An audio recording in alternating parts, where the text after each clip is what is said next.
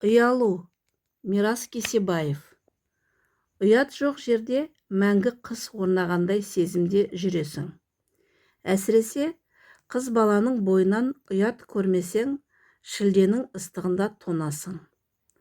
Ұят адамның сыртынан көрінбейтін, қымбатыңды сыртқа көрсетпейтін ғажайып пердесі іспеттес. Адамның бойында табиғи ұят бар. Осы нәзік сезімді сақтай білсек, жүректе аман болады. Табиғи ұятпен қоса өз-өзіңмен ұялу, адамдардан ұялу, Құдайдан ұялу деген деңгейлер бар. Менің Еркін деген туысым сол айтады.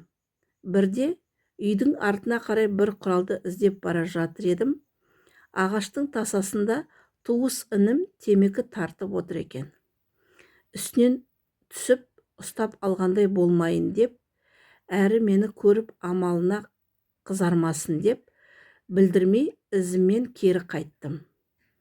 Оны ұялдыруға ұялдым. Ұялмасаң қалағаныңды істей бер дейтіндей даналық сөз бар.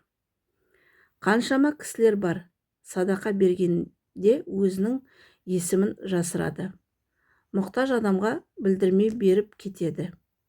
Садақаны алған адамда ұялмасын дейді. Садақаны алған адамда ұялмасын дейді. Садақа берген адамды біліп қалса, алдында өзін кіріптар сезінбесін дейді.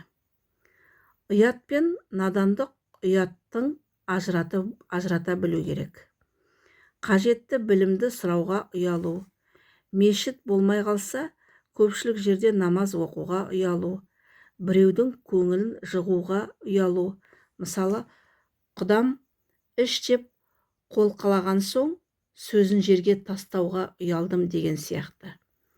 Ұят орнаған жерде үйлесім бар. Ол жерде жұмсақтық, нәзіктік, сыйлықтар бар.